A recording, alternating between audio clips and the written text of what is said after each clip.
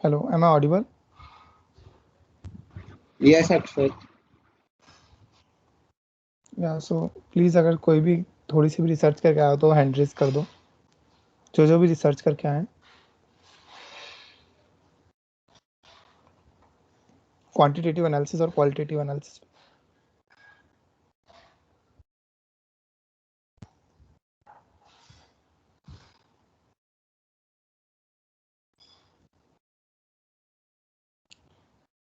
Okay, so start करते हैं।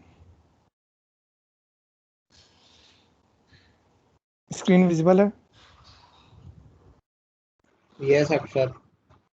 हाँ भाई।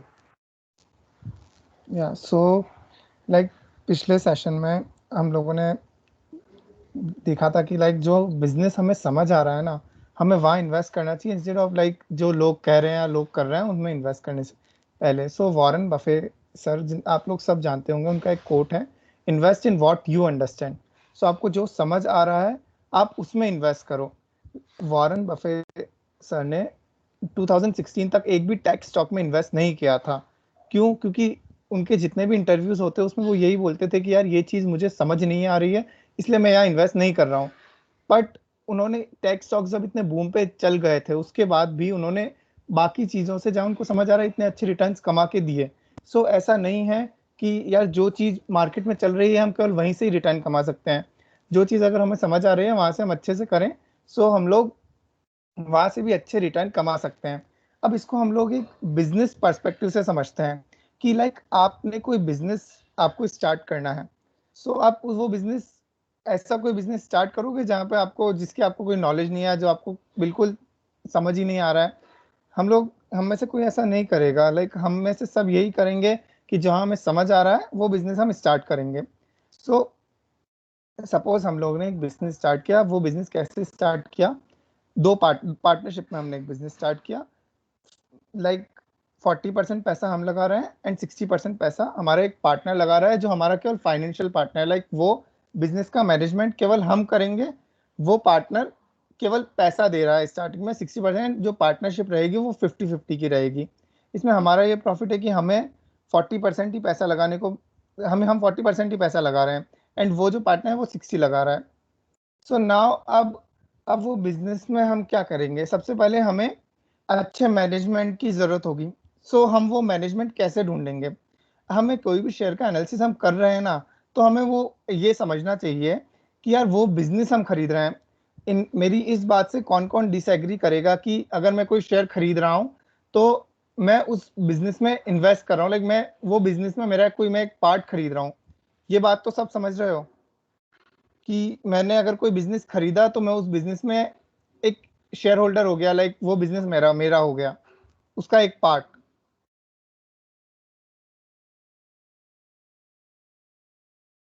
सो Yes, we are getting it. या सो उसका एक पार्ट मेरा हो गया। सो हम लोग क्या करेंगे? सबसे पहले हमें बिजनेस चलाने के लिए कुछ लोग चाहिएंगे, तो हम लोग उसके लिए कोई अच्छे मैनेजमेंट ढूंढेंगे कि यार ये मेरे ये बिजनेस चलाने में मेरी हेल्प करें। सो हम में से कोई ऐसा मैनेजमेंट नहीं ढूंढेगा जो पास्ट में कहीं फ्रॉड करके आया हुआ हो, या पास्ट में कहीं पे उस पे ऊपर कोई केसेस चल रहे हो या कुछ भी।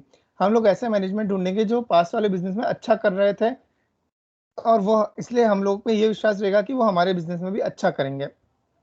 देन उसके बाद हम लोग क्या करेंगे? हमको कहाँ बिजनेस खोलना है, कौन से सेक्टर में? लाइक बहुत सारे, हम लोगों को किस टाइप का बिजनेस करना है, कोई कौन सी टाइप की कंपनी खोलनी है, तो हम लोग वो सेक्टर देखेंगे कि यार वो सेक्टर कैसा है, उस सेक्टर में ग्रोथ भी है भी या नहीं है।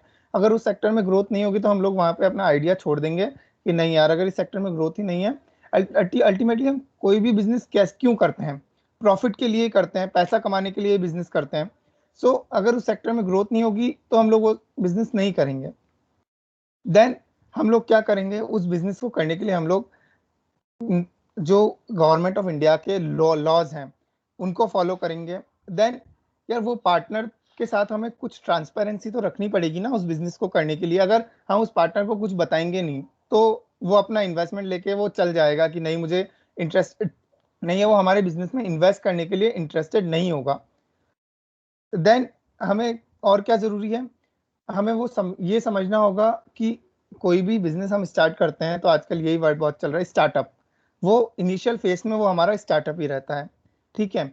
देन हमारे जो एम्प्लॉयज हैं, उनके साथ अगर वो एम्प्लॉयज अच्छे हैं तो उनके साथ हमें अच्छा रिलेशन मेंटेन करके रखना होता है।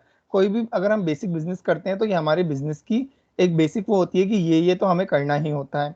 सो क्वालिटेटिव एनालिसिस में यही सब आता है। अब जो मैंने पॉइंट्स बोले हैं, कोई मुझे बता सकता है कि लाइक वो पॉइंट्स इनमें से कौन कौन से उसमें मैच होते हैं? सो सबसे पहले कोई मुझे बताएगा प्रमोटर कौन है? अभी मैंने जो पॉइंट बोले उनमें प्रमोटर कौन है? और जिसमें 40 मतलब 50-50% वाले 2 लोग हैं। हाँ, वो बस प्रमोटर हो गया। बस इन्वेस्टमेंट डिफर कर रहा है। अक्षत हाँ अक्षत तो हाँ स्लाइड चेंज कर रहा है क्या? क्योंकि यहाँ पे फर्स्ट स्लाइड ही विजिबल हो हाँ, एक्चुअली मैंने स्लाइड चेंज की है। रही है। विजिबल एक्चुअली सिर्फ फर्स्ट है। हाँ, ओके, विजिबल प्लीज। अभी विजिबल नहीं है? हाँ, नहीं, अब विजिबल। ओके ओके, सो अब विजिबल है ना स्लाइड? हाँ, अक्षत विजिबल है, अब कंटिन्यू कर प्लीज।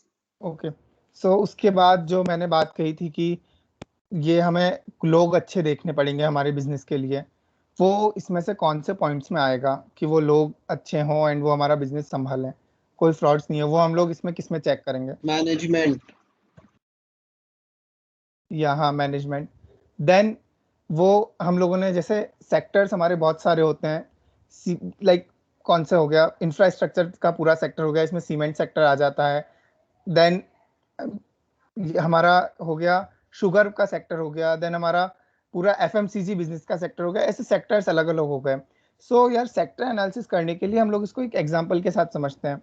जैसे गवर्नमेंट ऑफ इंडिया ने बजट दिया, उसमें उन्होंने बोला कि हम लोग आगे इंफ्रास्ट्रक्चर पे फोकस करेंगे। सो उसके लिए हमें फिर किन किन सेक्टर की स्टॉक्स पे हमें ध्यान देना होगा?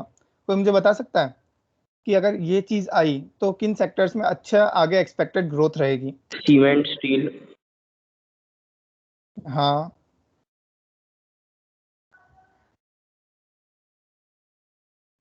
और इलेक्ट्रिसिटी इंफ्रास्ट्रक्चर। हाँ, सो ऐसे इन सेक्टर्स में ग्रोथ रहेगी। देन इंडस्ट्री साइकिल को समझते हैं। अब कोई भी एक बिजनेस हुआ, हमने स्टार्ट किया तो वो स्टार्टअप के फेस में होता है। देन वो बिजनेस धीरे धीरे अच्छा परफॉर्म कर रहा है, उस बिजनेस की मतलब उस पूरे सेक्टर की आगे डिमांड है। तो अब वो जो इंडस्ट्री हो जाएगी वो किस में आ जाएगी? ग्रोथ वाली स्टेज में आ जाएगी। तो ये इंडस्ट्री साइकिल की सेकंड स्टेज होती है, ग्रोथ स्टेज। देन अब वो बिजनेस एकदम उस पे है कि हाँ ये अच्छा ग्रो कर रहा है। एक तो हम लोगों ने पहले एक्सपेक्ट किया है कि हाँ ये ग्रोथ करेगा, अब वो बिजनेस धीरे धीरे ग्रो कर रहा है। तो वो वाला कौन सा स्टेज हो जाएगा? इस स्टेज को बोलते हैं शेकआउट स्टेज। सो हम लोग यहाँ पे बेसिक, हम लोग फंडामेंटल एनालिसिस जो होता है ना, वो प्रॉपर फाइनेंस से रिलेटेड टॉपिक्स होते हैं।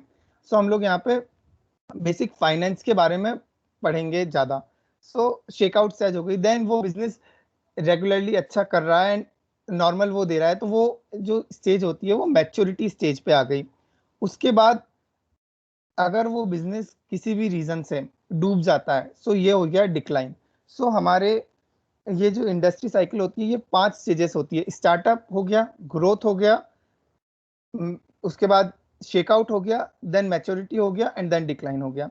अब जो मैंने बताया था कि हमें वो बिजनेस को के लिए ट्रांसपेरेंसी रखनी पड़ेगी अपने जो इन्वेस्टर है उसके साथ, एंड हमें गवर्नमेंट ऑफ इंडिया के लॉज के साथ वो करना पड़ेगा। तो ये इन 5-6 में से कौन से पॉइंट में आता है कि ये चीज हम इसमें देख सकते हैं, एनालिसिस कर सकते हैं? किसको कुछ आइडिया है?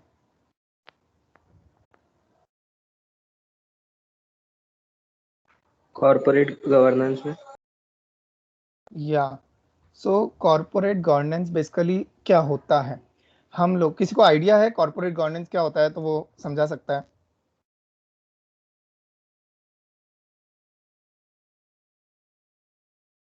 बेसिकली कंपनी की पावर्स, रिस्पॉन्सिबिलिटीज और कंपनी किस चीज के लिए अकाउंटेबल है वो पता चलता है। हाँ, बेसिकली ये। सो बेसिकली अगर हम इसको बेसिक लैंग्वेज में समझे ना, सो मैनेजमेंट के बारे में तो हम पता लगाएंगे कि उस मैनेजमेंट ने पास्ट में फ्रॉड किया और प्रमोटर्स ने या नहीं किया है, वो ये इनके बारे में हो गया। अब कॉर्पोरेट गवर्नेंस में यह आता है कि वो इस कंपनी को कैसे चला रहे हैं, बेसिकली उनकी गवर्नेंस क्या है इस कंपनी में, वो कैसे चला रहे हैं, वो कॉर्पोरेट गवर्नेंस में आता है कि वो ट्रांसपेरेंसी रख रहे हैं या नहीं रख रहे हैं, वो रूल्स के साथ वो कंपनी चला रहे हैं चला रहे हैं, जो उनकी मॉरल इंटीग्रिटी है वो कंपनी को आगे ले जाने के लिए कुछ अपने मॉरल्स के साथ सेक्रीफाइस तो नहीं कर रहे हैं। सो हम लोग भी अगर हमारा कोई बिजनेस खोलेंगे तो अगर इनमें से कोई भी चीज हम नहीं करेंगे तो हमें एक डर रहेगा कि हाँ ये बिजनेस आगे जाके कुछ हो सकता है।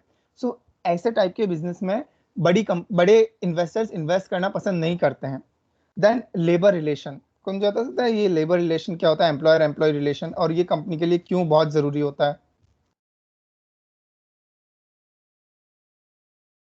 ये डिटरमाइन करता है कि मतलब उसके जो एम्प्लॉयज है वो कंपनी की तरफ और कंपनी उनकी तरफ कितनी मतलब एक अच्छी तरह से देखती है, मतलब कौन सी कंपनी के लिए वो एसेट है लायबिलिटी है, तो उससे उस पर काफ़ी इम्पैक्ट पड़ता है किसी भी कंपनी पे। जैसे टाटा के लिए उसके एम्प्लॉयज एसेट्स हैं, बट देखिए तो रिलायंस के लिए, जियो, इन सब के लिए लायबिलिटी है। हाँ सो बेसिकली हाँ, और क्या बेसिकली लेबर रिलेशंस ऐसा होता है कि आप अपने एम्प्लॉय का कितना पोटेंशियल आप उससे निकाल पा रहे हो, आप इंसेंटिव्स दे रहे हो कि आप उसको कितना आगे बढ़ा रहे हो, कि आप उसको कितना प्रोत्साहित कर रहे हो कि वो आपकी कंपनी के लिए ज़्यादा से ज़्यादा काम करे ताकि आपकी कंपनी आगे बढ़े, क्योंकि कंपनी बेसिकली लेबर से ही चलती है। अगर सेल्स का आदमी है तो आप उसको इंसेंटिव दोगे तो वो ज़्यादा सेल करेगा, वो अपना ज़्यादा पोटेंशियल से सामान या चीज़ बेचेगा। सो ये भी पॉइंट है। राघव ने एकदम अच्छी तरह से समझाया। बेसिकली अगर कि कोई कंपनी में अच्छे एम्प्लॉयज का रहेंगे तो वो कंपनी अच्छी सेल करेगी, और अच्छे एम्प्लॉयज क्यों कब रहेंगे, जब जब वहाँ का वर्किंग एनवायरनमेंट अच्छा होगा और वो जितना काम कर रहे हैं उतना वहाँ पे उनको मिलेगा पैसा कि हाँ मैं इतना काम कर रहा हूँ उतना मुझे आउटपुट मिल रहा है, तो वो उस कंपनी में रहेंगे। तो ये एम्प्लॉयर एम्प्लॉय रिलेशन इसलिए जरूरी है। अब हम लोग ये क्वालिटेटिव एनालिसिस बेसिकली ये हो गया क्वालिटेटिव एनालिसिस का। और क्वालिटेटिव एनालिसिस का जब हम लोग चीज़ें देखते हैं, मैनेजमेंट के इंटरव्यूज देखते हैं, तो हमें ज़्यादा समझ आता है कि यार ये हमें कैसे करना है, एंड ये चीज़ें ना स्ट्राइक करने वाली चीज़ें हैं। जब हम धीरे धीरे फंडामेंटल एनालिसिस करेंगे ना चीज़ों का, तो ये हमें धीरे धीरे स्ट्राइक करेगी कि नहीं ये चीज़ गलत हो रही है या ये चीज़ सही हो रही है बहुत। सो नाउ क्वांटिटेटिव एनालिसिस की तरफ आते हैं। कोई मुझे बता सकता है क्वांटिटेटिव एनालिसिस के basic component? Akshat, I have हाँ वन डाउट। क्या? हमने लेबर रिलेशंस समझ तो लिया कि क्या हाँ होता है कि एम्प्लॉयज को अच्छे से ट्रीट करना चाहिए वगैरह वगैरह, बट हमें उसके बारे में पता कैसे चलेगा कि एक्चुअली वहाँ पे अच्छे से ट्रीटमेंट हो रहा है कि नहीं? क्योंकि कोई भी कंपनी ऐसा तो बोलेगी नहीं कि हम अपने एम्प्लॉयज को बुरा ट्रीट कर रहे हैं, हर कंपनी बोलेगी कि हम अच्छे ट्रीट कर रहे हैं। सो हमें वो कैसे पता चलेगा कि ओरिजिनली हो क्या रहा है वहाँ पे? यार, जब हम लोग कोई न्यूज़ पढ़ते हैं ना, या फिर आप नॉर्मल एक नेट पे जाके देखोगे, आप ये सिंपल डालोगे ना कि इस कंपनी में एम्प्लॉयज के साथ क्या हो रहा है, तो वो आपको दिख जाएगा। जैसे वुमेन्स के साथ कुछ गलत तो नहीं हो रहा है। सो ये सब चीजें ना वो केसेस फाइल्ड होते हैं, एंड वो अगर हम लोग कंपनी की हम लोग एनुअल रिपोर्ट जब देखेंगे ना, तो वो एनुअल रिपोर्ट में एक सेक्शन आता है कंपनी का, जहाँ पे कंपनी को भी ये सब चीजें डालनी होती है कि उसके ऊपर, और हर कंपनी डालती है कि क्या केसेस फाइल हुए। और बाकी तो यार हमें थोड़ा वो देखना पड़ेगा कि जो नामी कंपनीज है ना, तो हम लोग उनके एम्प्लॉयज से जब अगर कहीं पे बात चल रही है तो वो हमें थोड़ा पता चलता है, समझे? बेसिकली इसमें एक और पॉइंट मैं ये रखना चाहूँगा कि ऐसा भी होता है कि कई कंपनीज अपने जैसे जो भी वर्किंग एम्प्लॉयज़ होते हैं उनकी सैलरी और पैकेजेस वगैरह बढ़ाती है और वो सब करती है, तो वो भी उनकी रिपोर्ट में आता है कि ये इतना पिछले साल इन्होंने, फॉर सपोज कोई कंपनी है 1000 करोड़ की, कि उन्होंने 200 करोड़ एम्प्लॉयज़ को सैलरी दी, अगले साल उन्होंने उनका फॉर सपोज 1050 करोड़ उन्होंने कमाया तो उन्होंने 220 करोड़ रुपए सैलरी दी। तो उससे हम लोग को ये समझ में आता है कि हाँ इन्होंने अपने एम्प्लॉयज़ को भी मतलब आगे बढ़ाया अगर उनका प्रॉफिट ज़्यादा हुआ। मतलब बेसिकली ऐसा भी हो सकता है जो मेरे को लगता है। या और उसके साथ कंपनी नंबर ऑफ एम्प्लॉयज भी बताती है कि हमने कितने एम्प्लॉयज बढ़ाए। तो वहां से हम लोग आइडिया लगा सकते हैं कि एवरेज पर एम्प्लॉय सैलरी का क्या हो रहा है। ओके, वन मोर डाउट या कि जैसे अभी कुछ मंथ्स पहले गोल्डमैन सैक्स है, उसका एक रिपोर्ट आया था या कहीं से लीक हुआ था, I don't know the exact scenario, but the employees were claiming that work conditions are very bad. Like उन्हें जितना बताया जा रहा है उससे कई ज्यादा डबल वर्क उन्हें करना पड़ता है पर वीक। तो क्या हमें फिर मतलब वहां पे ट्रीटमेंट अच्छा नहीं हो रहा है, बहुत ज्यादा उनसे काम करवाया जा रहा है एंड उतना कंपनसेशन नहीं दिया जा रहा है, एंड ये गोल्डमैन सैक्स का था which is the number 1 investment bank. So क्या हमें इससे ये अजम्पशन करना चाहिए कि गोल्डमैन सैक्स एक अच्छी कंपनी नहीं है हम लाइक क्योंकि ये उसके एक पॉइंट हो एम्प्लॉयज सकता क्योंकि है, उसके एम्प्लॉयज उससे खुश नहीं है? ये एक पॉइंट हो सकता है। हम लोगों ने यहाँ पे जितने भी चीजें बताई ना, वो एक पॉइंट है कि ये पॉइंट मतलब यार कोई भी ऐसी कंपनी नहीं होती है जिसमें सब पॉजिटिव हो या फिर सब नेगेटिव हो। हर कंपनी में कुछ पॉजिटिव्स होंगे, कुछ नेगेटिव्स होंगे। सो यार ये एक पॉइंट हो सकता है कि हाँ यहाँ पे इसके लिए थोड़ा सा नेगेटिव चीज आई है, बट लाइक गोल्डमैन सैक्स जैसे ये कंपनी है, लाइक ये रिपोर्ट मैंने पढ़ी नहीं है, बट ये रिपोर्ट आई है तो हाँ ये कंपनी के लिए एक नेगेटिव पॉइंट हो सकता है, पर इससे हम लोग ये डिफाइन नहीं कर सकते कि यार ये पूरी कंपनी खराब है। एक बात सो मैं ऐड करना मतलब चाहूँगा। क्वालिटेटिव। एक मिनट शाश्वत, मैं ये बोलना चाहूँगा कि जो शाश्वत ने जो गोल्डमैन सैक्स वाली बात बोली, उसमें ये बात नोटिस करनी ज़रूरी है कि अभी तो आया है वो report, no doubt about that, but is it a consistent thing? Like मतलब हर 2 साल में, हर 3 साल में वैसे कुछ रिपोर्ट आते ही जा रहा है, हर एक एम्प्लॉय के कुछ ना कुछ से एलिगेशन है कि कुछ एक्सप्लॉयटेशन हो रहा है या सैलरी इश्यूज है बोल के। क्योंकि जब भी फंडामेंटल के थ्रू आप लॉन्ग टर्म में करते हो, तभी कंपनी कल्चर और आपके एम्प्लॉयज कितने हैप्पी वो भी उतने ही मैटर करते हैं as much as the financials of the company. तो या ओके, सो एक्चुअली जितने भी बड़े इन्वेस्टमेंट बैंक्स है, किसी के एम्प्लॉयज वर्क लाइफ बैलेंस से बिल्कुल भी खुश नहीं, and they have repeatedly claimed that उन्हें डिप्रेशन होता है, they are not getting proper work life balance and they are not getting proper compensation for the work they are for the input they are putting in for the company. But we have seen that past में financials जो company है, जो भी investment bank की company है, उनके stocks rise करते ही गए despite of employees not being happy from the investment bank.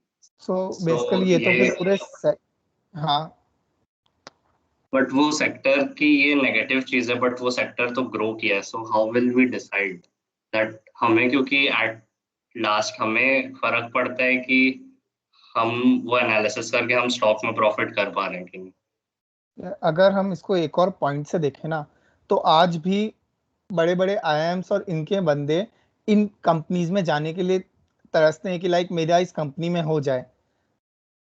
इस बात से या तो कोई डिसएग्री नहीं करेगा। That's what I am saying कि वो तड़पते हैं, या बट उनके एम्प्लॉइज तो खुश नहीं है and still the sector is growing. So क्या ये हमें क्वालिटेटिव एनालिसिस में हमें ये वाली चीज को नजरअंदाज कर देना चाहिए कि एम्प्लॉइज खुश हैं या नहीं? एक मिनट, साथ साथ मैं ये बोलना चाहूँगा कि अभी जैसे तू अभी द थिंग इज कि फंडामेंटल एनालिसिस में हर एक बंदे का अपना अलग पर्सपेक्टिव बन जाता है। कुछ लोग क्वालिटेटिव को ज़्यादा ध्यान देते हैं, कुछ लोग क्वांटिटेटिव को ध्यान देते हैं। तो in the same way even in qualitative कुछ लोग गवर्नेंस को ज़्यादा ध्यान देते हैं, कुछ लोग लेबर रिलेशंस को ध्यान देते हैं। अभी जैसे तूने कहा कि इवन दो एम्प्लॉय रिलेशंस उतने अच्छे नहीं है फाइनेंशियल इसमें, तो भी बाकी सारे अच्छे हैं। That might be because of कि उनके क्या बोलते हैं, जो भी अपर मैनेजमेंट है, जो इंडस्ट्री का जो ग्रोथ है, जो पूरे सेक्टर का ग्रोथ है, प्लस जो उनका मोट है, मतलब कॉम्पिटिटिव एडवांटेज है उन कंपनीज का, वो सब ज़्यादा बेटर है, विच क्या बोलते हैं उसको, which faces out the issues that it has in the labour relations section of the analysis. So it's more about कि तू किस चीज़ पे प्रायोरिटाइज कर रहा है बोल के। If for you the main thing that matters is labor relations, and you won't choose that sector. But if for you what matters is कि वो सेक्टर के साथ साथ वो कंपनी भी उतना ग्रो कर रहा है या नहीं, then you will go for that company. It's like it changes from person to person. That's what I want to say. Yeah, completely agreed with Samrud. Because मैंने जैसा पहले ही बोला कि किसी भी कंपनी में हर चीज अच्छी हो ये जरूरी नहीं है। कुछ चीजें अच्छी होगी, कुछ चीजें बुरी होगी, वो आपका पर्सपेक्टिव बन जाता है कि हाँ मुझे इन चीजों पे ज्यादा फोकस करना है कि ये चीजें तो मुझे अच्छी चाहिए ही सही। सेम क्वांटिटेटिव एनालिसिस में भी होता है कि कुछ चीजें होगा जो जिस वजह से वो कंपनी पीछे हो, बट हमारा वो हो जाता है कि यार जो मुझे मेनली चाहिए वो चीजें अच्छी है, तो हाँ मैं इस कंपनी में इन्वेस्ट कर सकता हूँ। लाइक इससे अगर इस बात से कोई डिसएग्री करता हो तो एक Okay, और पॉइंट मैं रखना चाहूंगा। अब जैसे परसों ही हुआ कि वो कोका कोला वाला क्रिस्टियानो रोनाल्डो ने साइड में कर दिया तो उसका शेयर प्राइस ड्रॉप हो गया। तब कुछ लोग को ऐसा लगा कि भाई सारे स्पोर्ट्स पर्सन इसको इंडोर्स नहीं कर रहे हैं, वो लोग वाटर को ज़्यादा इंडोर्स कर रहे हैं, तो उन लोगों ने बेच दिया। बट मेरे को नहीं लगता कि उससे इतना इफेक्ट पड़ेगा कोका कोला ब्रांड को कि वो उसका शेयर प्राइस एकदम और ज़्यादा आगे जाके ड्रॉप हो, क्योंकि जो लोग आई वांट टू कंज्यूम करते हैं वो करेंगे ही करेंगे। या भाई ये भी यही मैं ऐड करना चाहता था कि यार इससे लोग कोका कोला पीना छोड़ देंगे क्या? अगर रोनाल्डो ने उसको बॉटल को हटा दी तो क्या उससे लोग कोका कोला कंज्यूम करना छोड़ देंगे? ऐसा नहीं होगा। सो यार बेसिकली इस वो तो मामले में एक हाँ सेकंड इसमें मैं बोलना चाहूंगा, लोग जो कोका कोला पीते हैं तो वो सेलिब्रिटीज की वजह से ही पीते हैं क्योंकि वो एडवर्टीजमेंट करते हैं। आज वो उसने हटाया है तो एक इम्पैक्ट पड़ेगा कि लोग पीना कम करेंगे, क्योंकि ये बोल सकते हैं कि इन्फ्लुएंसर्स है टाइप ऑफ, मतलब इन्फ्लुएंसर्स ही है ये। तो ये जो बोल रहे हैं आज इनके मिलियंस ऑफ फॉलोअर्स हैं, तो वो फॉलो करते हैं इसलिए शेयर प्राइस ड्रॉप हुआ है। एक तो कहीं पे कुछ पार्ट जिसने उसको देख के पीना चालू करा, जैसे एक फिर बाद में मीम भी देखा होगा कि किसी टाइम पे रोनाल्डो ने उसकी एडवर्टाइजमेंट करी थी, तो जिसने वो देख के पीना चालू करा होगा, हो सकता है उसका कुछ परसेंटेज जिसने चालू करा उस टाइम पे वो देख के बंद भी कर दे। सर पर बगल में मेसी भी तो पेप्सी का ऐड कर ही रहा है ना, ये भी तो एक पॉइंट है ना। अरे तो दैट वही इज तो मैं व्हाट आई बोल एम रहा हूँ, सेइंग कि अगर मेसी को एक देख दिन के शेयर प्राइस एंड ड्रॉप हुआ दैट इसका डजंट मीन्स कि वो ड्रॉप ही होगा इन फ्यूचर। इट मीन्स कि यस ठीक है वो हाँ ड्रॉप होता है, करेक्शन होता है मार्केट में, इट अगेन यार goes up market and the flow remains constant. में देखो एक ऐसे मैं एक चीज एग्जैक्टली ऐसी ऐसा होता है लॉन्ग कि टर्म इंस्टीट्यूट मार्केट इट में है, हर मैटर। चीज वो ऐसा बहुत guys, please speak one at a time, chaos मत create करो, एक एक जन करके बोल लो, नहीं तो किसी की बात नहीं सुनने देगी। या Ashra, you were saying something, please continue. मैं बोल रहा था जैसे चल ठीक है, राघव बोल रहा है जो बात सही है कि एकदम कोई फर्क नहीं पड़ता इतना, लेकिन कुछ इम्पैक्ट पड़ता है। उसी कारण से देख पैनिक सेलिंग भी होती है बहुत सी बार कि दूसरों को लगता है यार ऐसा हो गया, एकदम सेलिब्रिटी है उसने कर दिया तो अब इसका शेयर प्राइस डाउन हो जाएगा, हमारा लॉस हो जाएगा, इस कारण सेलिंग हो गई। या कोई सोचता है कि हो सकता है यार ये हमारा आइडल है, बहुत से जने भगवान मानते हैं, गॉड मानते हैं, तो इसलिए भाई हमको नहीं चाहिए, इन्वेस्ट ही नहीं करना। ऐसा ऐसे बहुत सारे अलग अलग फैक्टर्स होते हैं, तो ये भी एक फैक्टर ही है ना यार। वही आई टोटली अग्री। मैंने वही स्टार्टिंग में यही बोला था कि कुछ लोग को लगता है कि भैया वो बंद हो जाएगा, पर कुछ लोग को ये भी लगता है कि वो चलेगा आगे जाके, उसको ज्यादा इफेक्ट नहीं पड़ेगा। तो it depends on our perspective की लेबर रिलेशन वाली चीज, कि हम लोग उसको प्रायोरिटाइज करते हैं या ना ही करते हैं। मतलब मैं वो चीज बताना चाह रहा था उस एग्जांपल से। सही है, सही है। एंड एंड मैं एक और चीज ऐड करना चाहता हूँ कि मार्केट में बहुत सारी चीजें शॉर्ट टर्म में सेंटीमेंट्स पे भी डिपेंड करती है कि लाइक जिसका लॉन्ग टर्म पे भले ही कोई इम्पैक्ट नहीं पड़े पर शॉर्ट टर्म में बहुत ज्यादा इम्पैक्ट पड़ जाता है। अभी लाइक अडानी के ही देख लो, हमें एक न्यूज आई और उससे वो कितना इम्पैक्ट पड़ गया। तो हो सकता है लॉन्ग टर्म में उसका इम्पैक्ट ना पड़े पर शॉर्ट टर्म में वो इम्पैक्ट पड़ा ना। सो ये चीजें बहुत सारी चीजें लाइक इन सेंटीमेंट से डिपेंड करती है। इन्वेस्टिंग का मेन मोटो ये है यही है कि यार जब तक उस कंपनी के फंडामेंटल्स में चेंज नहीं हो। रोनाल्डो ने वो बॉटल साइड में रखने से उस कंपनी के फंडामेंटल्स में कुछ मेजर चेंज हो गया क्या कि like in near 2 to 3 years वो कंपनी लॉसेज में आ जाएगी या उसका रेवेन्यू बहुत ज्यादा गिर जाएगा? आई डोंट थिंक सो ये मेरा पर्सपेक्टिव हो सकता है बट वो उसके फंडामेंटल्स में ऐसा कोई मेजर चेंज नहीं हुआ। सो यहीं पे हमारा एक वो बिहेवियर आता है कि नहीं, हमें वो चीज होल्ड करके रखनी है। लाइक ये मेरा पर्सपेक्टिव है एंड सबका इन्वेस्टमेंट थिंकिंग अलग अलग हो सकती है। Bhaskar is raising his hand. Bhaskar, you want या to say हाँ something, सर, please unmute. मैं वही कह रहा था सर, जैसे अभी अपन ने डिस्कस किया कि लेबर रिलेशन जैसे से खराब हो गया, रोनाल्डो ने बोला, पर सर उनका मैनेजमेंट तो बहुत अच्छा है ना। मतलब उनकी बाकी सारी चीजें क्वालिटेटिव एनालिसिस में देख लो तो बाकी सब चीजें स्ट्रांग है। तो वो ऐसे कंपनी का गिरना इज वेरी हार्ड, क्योंकि अगर जैसे अभी भी बात हुई थी अपनी की अगर एक सेक्टर खराब है, जैसे आप ही ने बोला था कि गोल्डमैन सैक का लेबर का थोड़ा सा प्रॉब्लम चल रहा है, मतलब एम्प्लॉइज का, तो बाकी सब चीजों की अच्छी है ना, उनका मैनेजमेंट अच्छा है, उनका सेक्टर एनालिसिस अच्छा है। सेम अगर कोका कोला के साथ भी होगा तो छोटा सा पीरियड निकल ही जाएगा मेरे हिसाब से। हाँ वही, that's what I was saying. And यार ये ना बहुत सारे लोगों का हो सकता है कि नहीं, अब क्योंकि इन्वेस्टमेंट अपनी थिंकिंग के ऊपर होता है। अगर किसी को लगता है कि इस वजह से गिर सकता है तो यार वो कंप्लीटली एग्जिट कर सकता है, वो उसकी सोच है। बट जो बोला भास्कर ने वो एकदम सही बोला। ओके, सो और कोई किसको कुछ भी वन पूछना हो या कुछ लास्ट भी? क्वेश्चन अक्षत, वन लास्ट क्या? क्वेश्चन। जैसे आपने बोला कि अ, ये चीज जो एनालिसिस कर रहा है उस पर डिपेंड करती है कि वो कौन से पॉइंट्स पे ज्यादा फोकस करना चाहते हैं, राइट? हाँ सो आपको अगर पर्सनल ओपिनियन अपना देना हो, so among these points which one you would prioritise before investing in a company first of all ये अकॉर्डिंग टू मेरा यू? पर्सनल, हाँ भाई ये Yeah, मेरा your personal personal opinion. opinion. I am asking about एक your दो personal opinion. That's all. मैं qualitative में मैं promoters, management and corporate governance, इन तीन चीज़ों पे बहुत ज़्यादा ध्यान देता हूँ। प्रमोटर्स पे ये देखता हूँ कि उन प्रमोटर्स की पास्ट हिस्ट्री कैसी है। अगर उन्होंने पास में कोई कंपनी खोली है, किसी में वर्क कर रहे हैं, तो उस कंपनी के लिए उन्होंने क्या अपनी तरफ से क्या दिया है उस कंपनी को। देन मैनेजमेंट में मैं पूरा मैनेजमेंट चेक करता हूँ कि इस मैनेजमेंट में कोई गड़बड़ी तो नहीं, उनके ऊपर केसेस तो नहीं चल रहे हैं। देन हमें एक और चीज चेंज चेक करनी होती है कि कंपनी के ऊपर कोई केसेस तो नहीं चल रहे हैं, कि कंपनी के ऊपर बहुत सारे केसेस चल रहे हो। एंड देन गवर्नेंस का इशू सबसे बड़ा इशू मुझे लगता है, एंड वो इसलिए लगता है क्योंकि गवर्नेंस, जो बड़े इन्वेस्टर्स होते हैं, एफ आई जी आई, जो इंडिया के भी एल आई सी एंड ये जो डी आई आईज हैं, एंड जो फॉरेन इंस्टीट्यूशनल इन्वेस्टर हैं, वो इंडिया में इन्वेस्ट करने से पहले कॉर्पोरेट गवर्नेंस वाली चीज को बहुत ज्यादा, ये फैक्टर बहुत ज्यादा देखते हैं। इसलिए मुझे गवर्नेंस फैक्टर मैं देखता हूँ बहुत ज्यादा।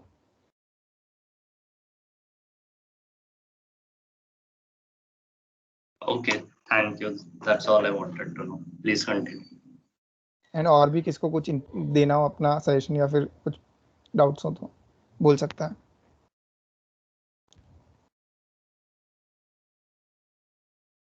ओके, सो नाउ हम लोग क्वालिटेटिव एनालिसिस पे मूव करते हैं। सो कोई मुझे बताता है क्वांटिटेटिव एनालिसिस का मेजर लाइक पॉइंट्स क्या होते हैं, हमें क्या क्या देखना होता है क्वांटिटेटिव में?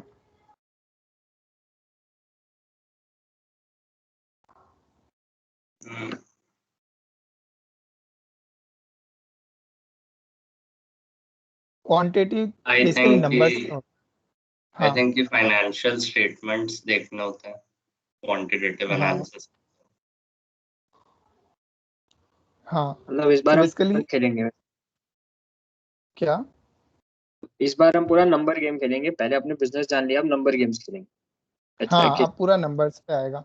एंड इसके लिए हमें ये, अब क्वांटिटी एनालिसिस जब हम करेंगे ना यार, बहुत फाइनेंस के बहुत सारे टॉपिक्स कवर होंगे आपके, जो को मेजर फाइनेंस में ये टॉपिक्स आते हैं वो कवर होंगे। सो प्लीज इस पे थोड़ा ध्यान देना, लाइक ये हमारा सजेशन है। ओके, सो क्वांटिटेटिव एनालिसिस में हम majorly balance sheet, P and L statement, मैंने स्लाइड चेंज की, वो विजिबल है ना स्लाइड? हाँ, अक्षत visible है. सो क्वांटिटेटिव एनालिसिस में हम balance sheet, P and L statement, cash flows and share holding pattern देखते हैं। सो सबसे पहले कौन जो होता है फाइनेंशियल ईयर क्या होता है और कैलेंडर ईयर क्या होता है। ये सबसे मेजर चीज़ है, लाइक बहुत बेसिक है बट फिर भी एक क्लियर हो जाए, ये चीज़ तो बहुत ज़रूरी है क्लियर होना। सो क्या बता सकता है फाइनेंशियल ईयर और कैलेंडर ईयर में क्या डिफरेंस होता है?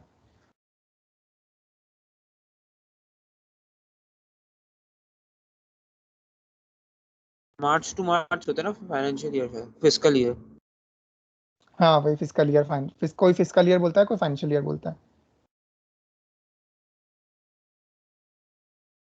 ओके, सो मार्च टू मार्च में टेक्निकली थोड़ा सा रॉन्ग है, बिकॉज जो फाइनेंशियल ईयर होता है ना वो 1 अप्रैल से 31 मार्च तक होता है। तो 1 अप्रैल से 31 मार्च तक होता है। एंड जो सारी कंपनीज है ना वो अपने जितने भी स्टेटमेंट देती हैं, जो भी प्रॉफिट हो गया वो फाइनेंशियल ईयर के हिसाब से बताती है। कैलेंडर ईयर तो सबको पता है 1 जनवरी से 31 दिसंबर जो होता है। बट जितनी भी कंपनीज हैं जो लिस्टेड है वो फाइनेंशियल ईयर के हिसाब से हम अपने स्टेटमेंट्स बताती है। इसमें किसको कुछ बोलना है या किसको कुछ डाउट है?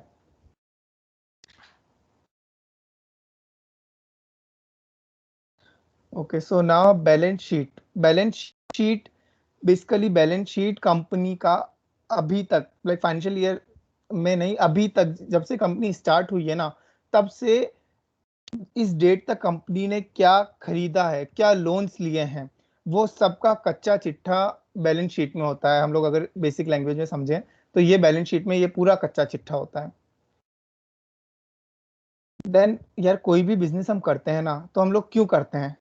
प्रॉफिट के लिए करते हैं। सो प्रॉफिट एंड लॉस तो एक बहुत बड़ी चीज नहीं हो जाती। हम कोई भी बिजनेस का अगर एनालिसिस कर रहे हैं तो ये वो कंपनी प्रॉफिट में है भी या कि कितना वो प्रॉफिट बढ़ा रही है अपना।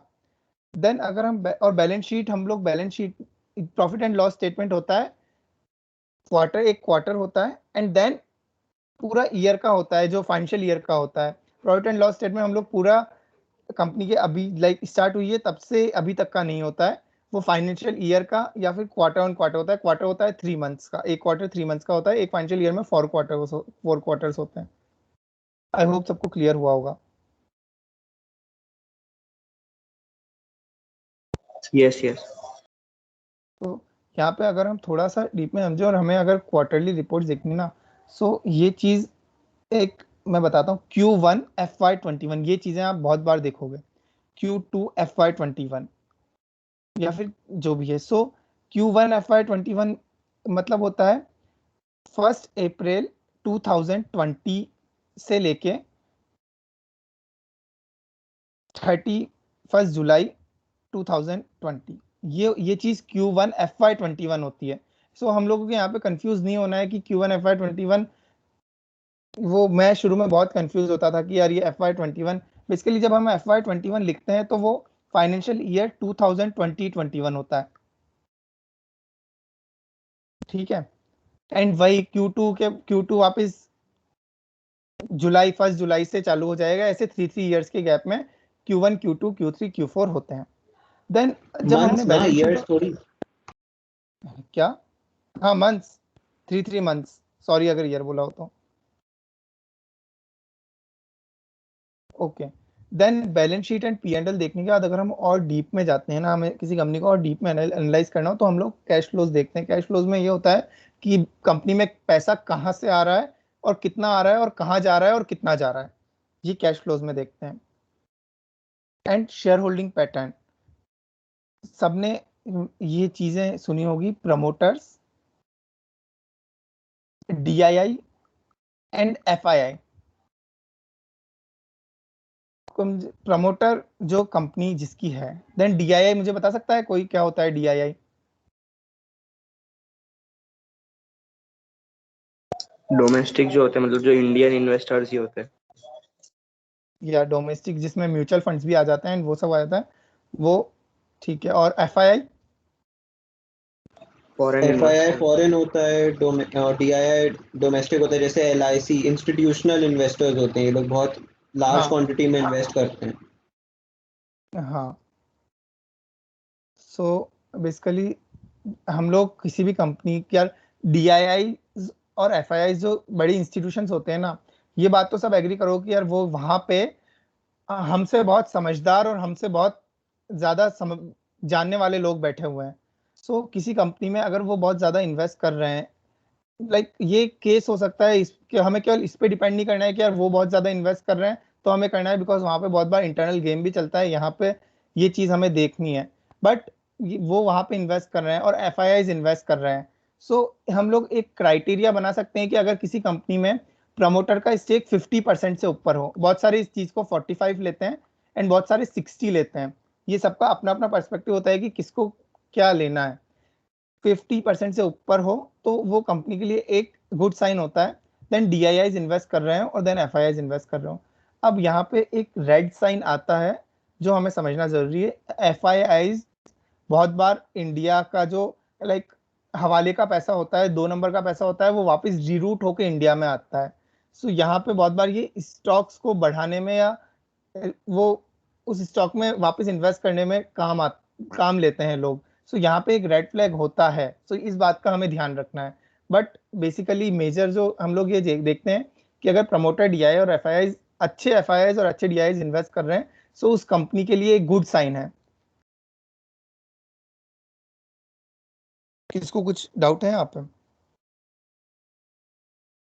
अक्षत, हमने हाँ समझ तो लिया, बट ये सारे डेटा पॉइंट्स हमें मिलेंगे कहाँ से? ओके, सो ये मनी कंट्रोल या फिर स्क्रीनर खोल लेते हैं हम लोग। स्क्रीन लाइक फर्स्ट सेशन अगर सबने अटेंड किया हो तो वहां पे, एक मिनट, ओके विजिबल है सबको स्क्रीनर की? हाँ विजिबल है। कोई भी एक कंपनी का नाम बोल दो, लाइक कोई भी कंपनी जो लिस्टेड है। Adani Enterprises, I guess it's the most controversial stock right now. So basically ये फ्री है एकदम, आप लाइक स्क्रीनर पे जाके लॉगिन करोगे। सो ये मैंने कोई प्रो वर्जन या कुछ नहीं ले रखा है यहाँ पे। अडानी एंटरप्राइजेस पे आ गए। सो ये आ गए quarterly results, then profit and loss, balance sheet, cash flows. ये हम लोग आगे बहुत डिटेल में डिस्कस करने वाले हैं, इसलिए मैं अभी इस पे ज़्यादा टाइम नहीं लूँगा। देन ये रेशोज आ गए, देन ये इन्वेस्टर्स आ गए, प्रमोटर ने कितना इन्वेस्ट किया हुआ है, एफआईआईज ने कितना किया हुआ है, डीआईआईज ने कितना किया हुआ है, और पब्लिक का कितना है, ये यहाँ से हम लोग देख सकते हैं। ओके, सो मतलब आप फ्यूचर में इसमें एनालिसिस करके दिखाओगे ना, क्योंकि हाँ, हमें नहीं है इसमें। फ्यूचर में भी एनालिसिस करेंगे, एंड लाइक हर सेशन के बाद 10 to 15 मिनट्स हम लोग इसमें लेंगे कि लाइक जिसको भी जो स्टॉक्स का एनालिसिस कर रहे हैं वो अपना एनालिसिस बताएं, या फिर किसमें कुछ डाउट्स हो तो वो पूछ सकते हैं। ऐसे लाइक हम लोग अपने सबके एनालिसिस शेयर करेंगे बेसिकली हर सेशन के बाद 10, 15, 20 मिनट जितना वो होता है। ओके, मतलब हम screener.in में न्यू है ना, सो लाइक हमें पता नहीं है कहाँ से क्या चीजें देखनी होती है, तो आप मतलब पूरा स्क्रैच से बताओगे ना? पूरा हाँ, पूरा स्क्रैच से बताएंगे। लाइक ये सेशन बेसिक इंट्रो है फंडामेंटल एनालिसिस का, फाइनेंस की टर्म्स और ये सब जानने के लिए। अगले सेशन से हम लोग पूरा एनालाइज करेंगे कंपनीज का। Okay sure, just wanted to check that. So now अब मुझे कोई स्टैंड अलोन और कंसोलिडेटेड दो टर्म्स होते हैं, जो दो बहुत इंपॉर्टेंट टर्म्स होते हैं फाइनेंशियल वर्ल्ड में, या फिर आप फाइनेंस नॉर्मल फाइनेंस भी लोगे ना, तो ये दो बहुत इंपॉर्टेंट टॉपिक्स आएंगे, स्टैंड अलोन एंड कंसोलिडेटेड। कोई भी किसको कुछ भी आइडिया हो इसका तो वो बता सकता है।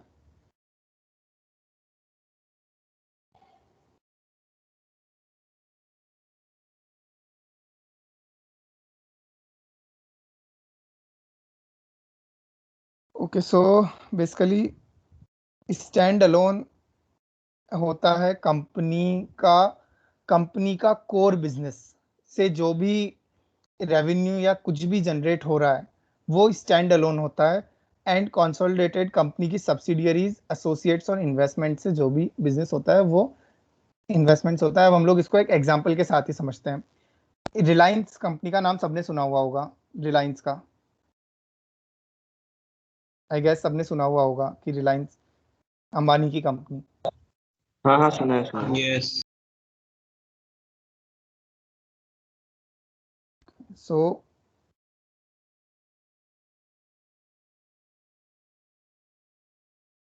रिलायंस का कोर बिजनेस हम सब जानते हैं पेट्रोलियम वाला बिजनेस है। जो पेट्रोलियम वाला बिजनेस है वो रिलायंस का अक्षर कोर तेरे बिजनेस राइटिंग्स दिख नहीं रहे, तेरे राइटिंग्स दिख राइट। नहीं रहे।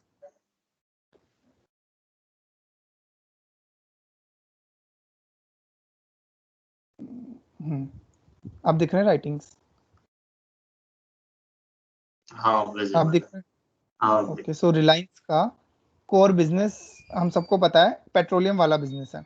जो वो पेट्रोलियम वाला जो बिजनेस है वो उसका कोर बिजनेस है, ठीक है। देन रिलायंस जियो है, रिलायंस रिटेल है, एंड एक कोई भी कंपनी मान लो ए, और एक कोई भी हम लोग कंपनी सपोज कर लेते हैं बी, ठीक है। सो यार ये जो चीज़ है ना, ये प्लीज़ बहुत ध्यान से सुनना, एंड समझ नहीं ना आए यहाँ से तो पूछ लेना। सब्सिडियरी वो चीज होती है जिसमें किसी कंपनी का 50% से ज्यादा इन्वेस्टमेंट हो। अगर 50% से ज्यादा इन्वेस्टमेंट है तो वो चीज सब्सिडियरी होगी एक कंपनी की, बिकॉज यार ये आगे बहुत काम आने वाली है ये चीज। एसोसिएट वो चीज होगी जो 20 to 50%, अगर रिलायंस ने किसी कंपनी में 20% से लेकर 50% तक इन्वेस्टमेंट किया हुआ है तो वो एसोसिएट कहलाएगी। अगर फिक्स 20% है तो भी एसोसिएट होगी, एंड फिक्स 50% है तो भी एसोसिएट होगी। एंड 0 से लेके 99.99% का जो भी रहेगा वो इन्वेस्टमेंट होता है। ठीक है, इसमें किसी को कुछ समझ नहीं आया तो प्लीज ये पूछ लो।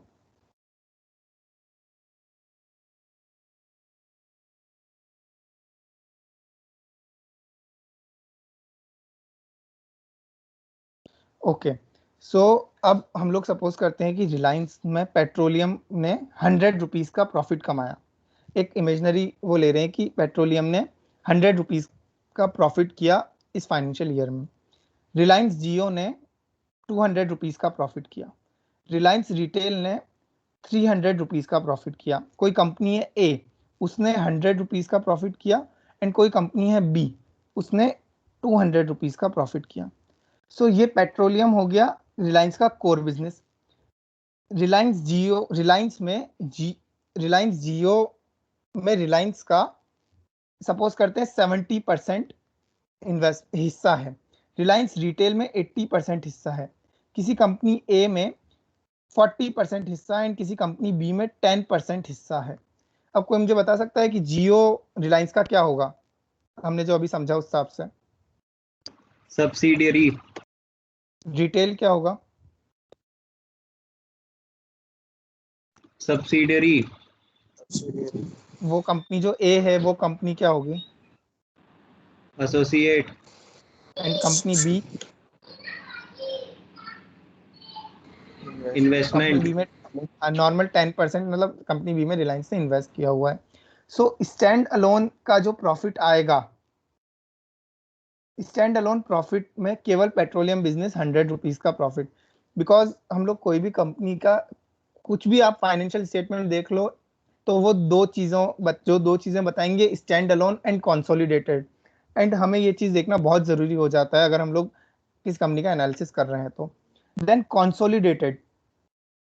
कंसोलिडेटेड में ये कोर बिजनेस तो आएगा ही सही, नो डाउट, ये कोर बिजनेस का प्रॉफिट। देन जियो ने 200 रुपए प्रॉफिट कमाया, उसमें रिलायंस का 70% हिस्सा है, तो जियो से रिलायंस को 140 रुपीज का प्रॉफिट मिलेगा। रिटेल से रिलायंस को 240 रुपीज का प्रॉफिट मिलेगा, 80% हिस्सा है। उस कंपनी ए से रिलायंस को 40 रुपीज का प्रॉफिट मिलेगा, एंड कंपनी बी से रिलायंस को 20 रुपीज का प्रॉफिट मिलेगा। अब ये जो पूरा प्रॉफिट हुआ, ये जितना ही प्रॉफिट है ये आएगा कंसोलिडेटेड प्रॉफिट। ऐसे ही कंसोलिडेटेड रेवेन्यू निकलता है, ऐसे ही कंसोलिडेटेड जो भी फाइनेंशियल स्टेटमेंट्स में टर्म्स होती है ऐसे कंसोलिडेटेड ये निकलते हैं ऐसे।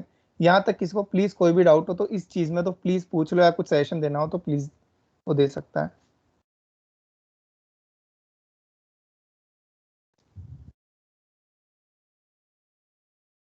सब्सिडियरी, एसोसिएट, इन्वेस्टमेंट, या फिर कंसोलिडेटेड, स्टैंड अलोन, कुछ में भी कुछ भी पूछना हो या कुछ इनपुट्स देने हो तो वो प्लीज दे सकता है।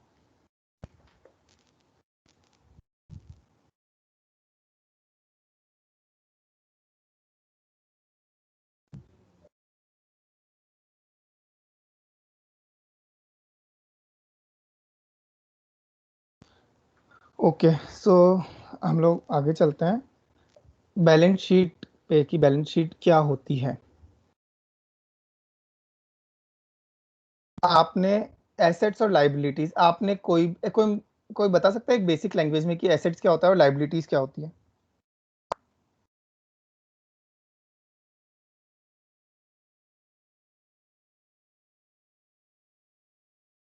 एसेट्स यानी वो रिसोर्सेज जो कंपनी को मतलब बेनिफिट दे, इकोनॉमिक बेनिफिट दे, और लायबिलिटीज मतलब जो कंपनी पे ऑब्लिगेशंस हो आउटसाइडर की तरफ से, यानी कि किसी को पैसे देने हो, अकाउंट्स पेएबल या हाँ डेब्ट, लॉन्ग टर्म डेब्ट हाँ, या short term long term borrowing. Short term कुछ भी हो सकता है। हाँ,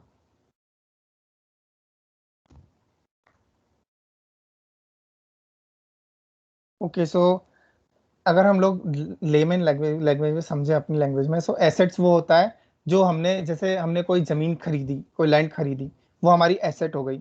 एंड हमने किसी से 100 रुपए या 200 रुपए 300 रुपए कुछ ले रखे हैं मैंने, तो वो हो गई मेरी लाइबिलिटी। ठीक है।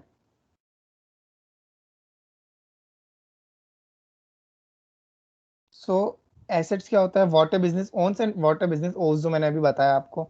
देन फिक्स्ड एसेट्स होता है, अलग होता है, करंट एसेट्स अलग होता है।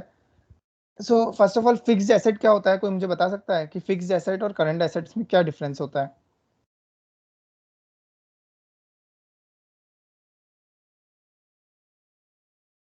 करंट ये होता होगा कि जो एसेट्स आगे चल के एक साल में उसको कैश या कैश में कन्वर्ट कर सके।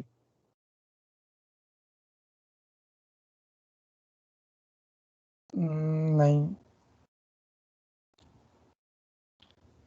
ओके, सो फिक्स्ड एसेट वो होता है जैसे कंपनी ने कोई लैंड खरीदी या कोई मशीन खरीदी। अब यार ये ऐसी चीजें हैं ना जो कंपनी एक साल, मतलब जो लॉन्ग टर्म एसेट्स हैं, जो एक साल में कंपनी बेचेगी नहीं, या एक साल में खराब नहीं होगी ये चीजें, कि ये एक साल में ये चीजें पूरी फेंकने लायक ये चीजें हो जाए, ये चीजें नहीं होगी।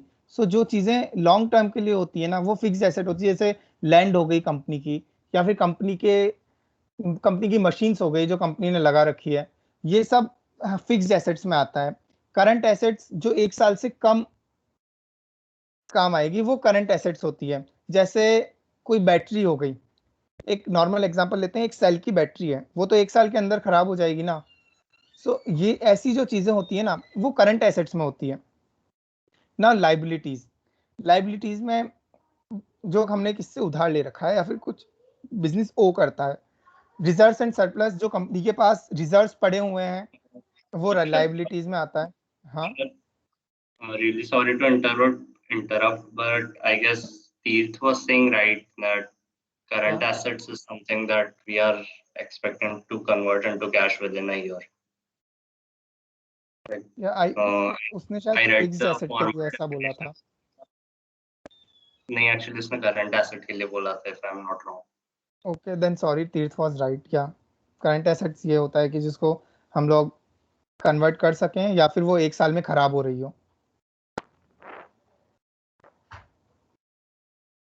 सॉरी। ओके, देन और किसी को और कोई डाउट हो या कुछ भी हो तो?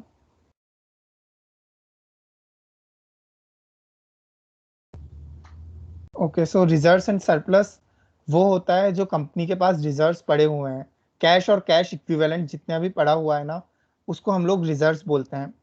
देन करंट लाइबिलिटीज और अदर लाइबिलिटीज, कोई बता सकता है करंट लाइबिलिटीज और अदर लाइबिलिटीज में क्या डिफरेंस होता है? एक सेकंड में, कोई ये रिजर्व्स एंड सरप्लस मतलब रिजर्व्स लायबिलिटी कैसे हो गए? रिजर्व्स है तो उनके एसेट्स हुए ना, मतलब एसेट्स होने चाहिए। ओके, या like I was expecting this question, right, because ये मुझे हर बार ये क्वेश्चन खटकता था। सो रिजर्व्स वो चीजें होती है जो कंपनी, लाइक कंपनी जो कंपनी के पास कैश पड़ा हुआ है, बट वो कंपनी अपने किसी फ्यूचर ऑपरेशन के लिए अलॉट किया हुआ है कंपनी ने वो कैश, वो कंपनी और कहीं वो कैश काम नहीं ले सकती है, वो चीजें रिजर्व्स होती है, इसलिए वो लाइबिलिटीज में आता है। समझे आश्रय? नहीं, है कंफ्यूजन। ओके, सो सपोज मेरी एक कंपनी है एंड मुझे अपना फ्यूचर कंपनी को एक्सपेंड करनी है, तो मैंने सोच रखा है कि नेक्स्ट 2 to 3 ईयर्स में मैं इसके साथ कुछ एक्विजिशन करूंगा, या ये यहाँ पे कुछ जमीन कर दूंगा और यहाँ पे मैं अपना पूरा बिजनेस सेटअप करूंगा। उसके लिए मैंने वो पैसा अलग रख दिया। तो अब वो पैसा क्या हुआ, वो अब मेरे लिए वो एसेट नहीं हुआ, वो मेरे लिए अब वो लाइबिलिटी हो गया। इसलिए ये चीज रिजर्व्स एंड सरप्लस लाइबिलिटी में आती है। वो पैसा और कहीं काम नहीं ले सकती है company. Okay, thank you. And then कोई करंट लाइबिलिटीज और अदर लाइबिलिटीज का डिफरेंस बता सकता है? कोई भी जिसको लगता हो, लाइक हमने अभी, या करंट लाइबिलिटी वो होता है जिसका payable which is with in 1 year, and other liability वो होता है जो उसका जो ड्यू है आफ्टर मोर होता है। या एकदम एकदम सही एक्सप्लेनेशन है। वही चीज होती है, करंट लाइबिलिटीज हमें 1 साल के अंदर चुकानी होती है। Other liabilities long term debt है, लॉन्ग टर्म जो भी हमारा जो चीजें होती है वो अदर लाइबिलिटीज में आती है। एंड कॉन्टिंजेंट लाइबिलिटीज को मुझे बता सकता है कॉन्टिंजेंट लाइबिलिटीज क्या होता है? ये हमारे फंडामेंटल एनालिसिस में इतनी काम नहीं आएगी, बट ये फाइनेंस रिलेटेड टॉपिक है इसलिए मैंने डाल दिया। कॉन्टिंजेंट लाइबिलिटीज क्या होता है?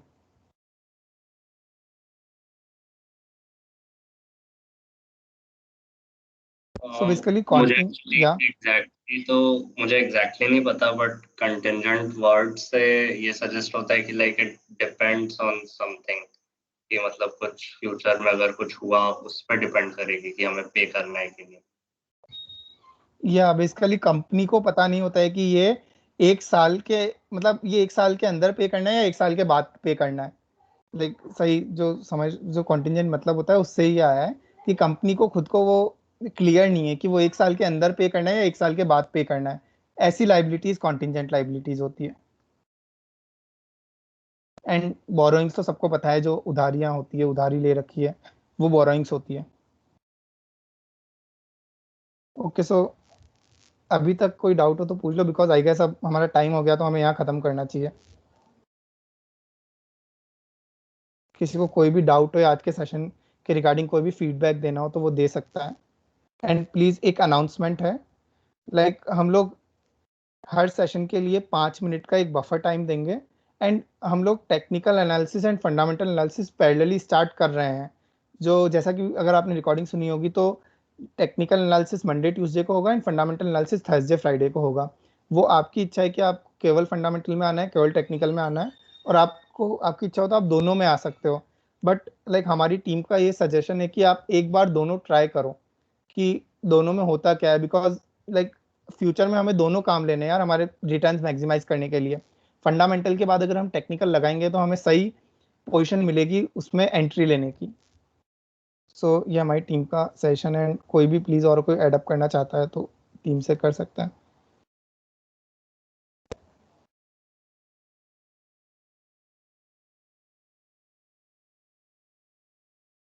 एंड यार नेक्स्ट सेशंस के लिए वही टॉपिक है, P&L statement and cash flows के बारे में थोड़ा सा पढ़ के आना, थोड़ा सा रिसर्च करके आना। एंड ये जो अभी तक मैंने जितना भी डिस्कस किया है हमने, उसमें कुछ भी डाउट्स हो या कुछ भी हो तो उस प्लीज नेक्स्ट सेशन में स्टार्टिंग में हम 5-10 मिनट उसको देंगे कि वो हम लोग पहले ही क्लियर कर लें।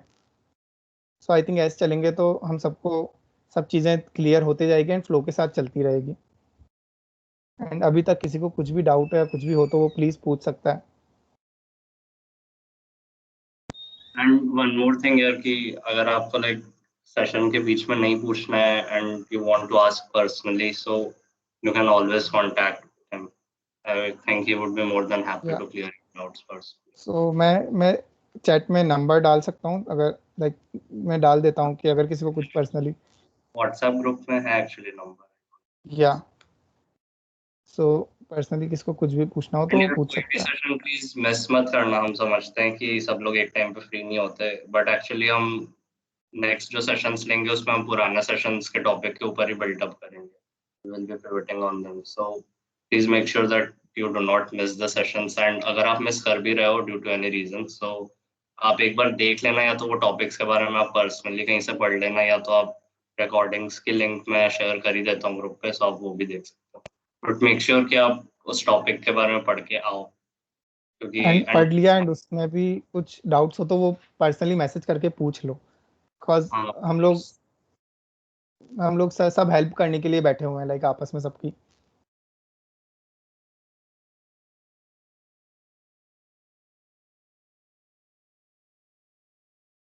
ओके, सो कौन कौन इन है कि अभी जो जो फंडामेंटल एनालिसिस ऑलरेडी कर रहे हैं या फिर कुछ एनालिसिस अपने शेयर करना चाहते हैं, कुछ पूछना चाहते हैं, तो प्लीज़ हैंड रेज कर दो कि हाँ हम लोग इन है, उस हिसाब से हम लोग सेशन आगे बढ़ाएं।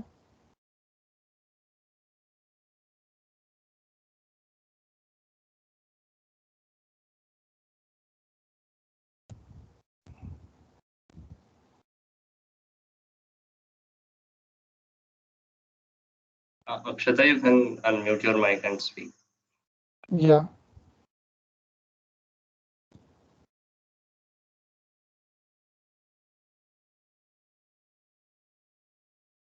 Akshata, we can see your hand raised. You can unmute and speak.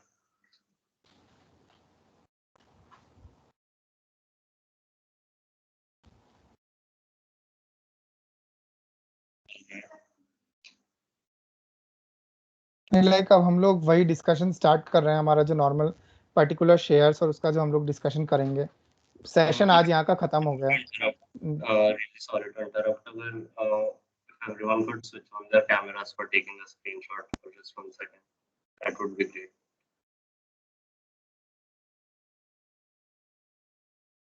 And then we can continue the discussion of shares.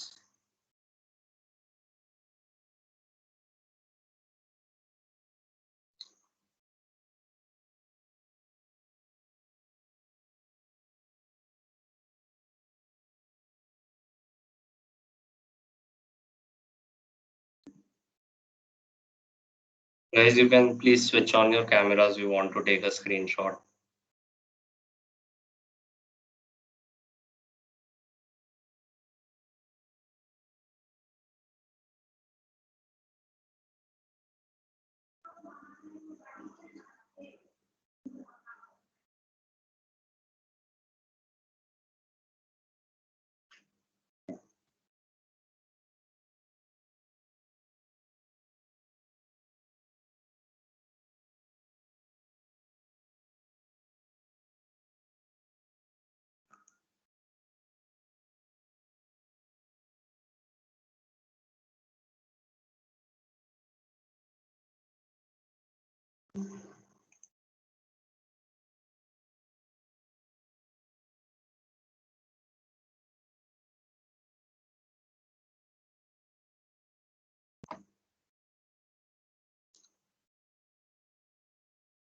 Okay, thank you so much. Akshat, please you can carry on with the stock analysis.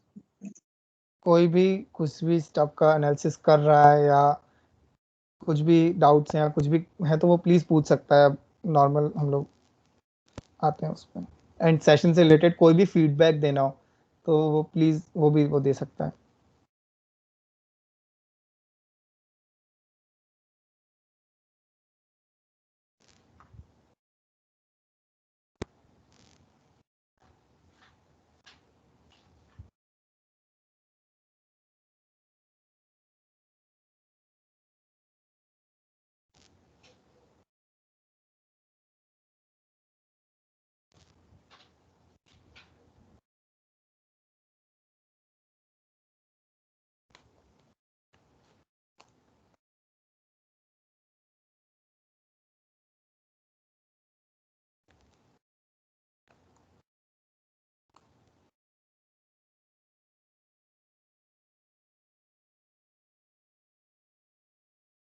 Okay so please hand raise कर सकते हैं कि like कौन कौन proper analysis करता है या फिर इन्वेस्टिंग करता है पहले से वो लोग।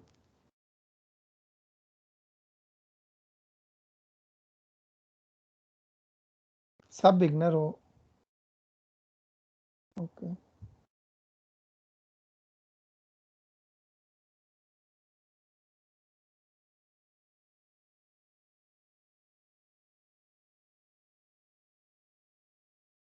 अक्षत, दो लोगों ने हाँ हैंड किया हुआ है। हाँ Guys, you हाँ can please unmute your mic one by one and you can speak if you want to share anything about your analysis, or else we will close the meeting. If you guys want to speak, then only raise your hand. If you guys want to speak anything about your analysis, or you want to share your analysis with us, or you want any help regarding the analysis.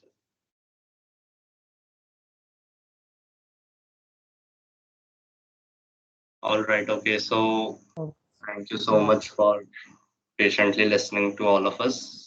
We are very excited to see you in the next session. So, all right, now we'll close the meeting. Thank you. And please next session में थोड़ा सा P&L statement and cash flows के बारे में थोड़ा सा पढ़ के आ जाना। मतलब थोड़ा सा खुद से रिसर्च करके आना है। ऐसे चलेंगे तो हम सबको डिस्कशन में पार्टिसिपेट करने में मजा आएगा। Thank you so much. Okay, thank you.